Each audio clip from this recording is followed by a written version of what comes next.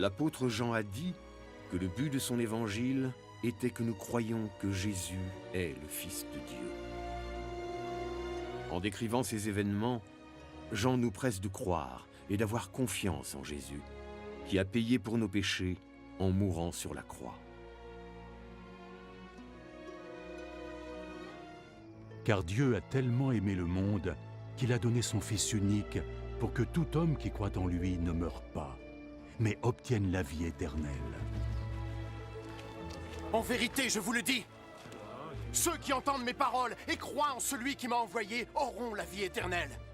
Et la vie éternelle consiste à te connaître, toi, le seul Dieu véritable, et à connaître Jésus-Christ, celui que tu as envoyé.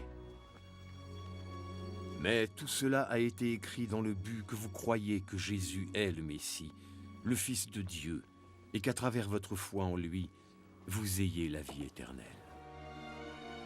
Cela signifie deux choses. Nous devons accepter avec Jésus que nous avons péché contre Dieu et qu'il y a des fautes dans nos vies, si petites semblent-elles.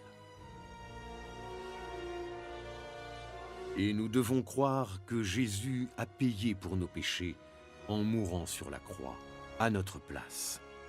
Si nous faisons cela, Dieu nous accorde immédiatement la vie éternelle.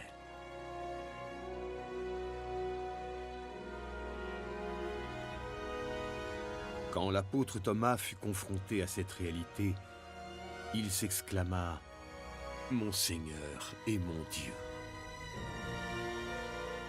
Maintenant, si vous le désirez, vous pouvez être en paix avec Dieu quand vous énoncerez les affirmations suivantes. J'affirme avoir péché contre Dieu. J'affirme que la mort de Jésus sur la croix a payé complètement pour mes péchés. Et je fais confiance au paiement de mes péchés par Jésus pour avoir la vie éternelle et me tenir devant Dieu. Mon Seigneur et mon Dieu.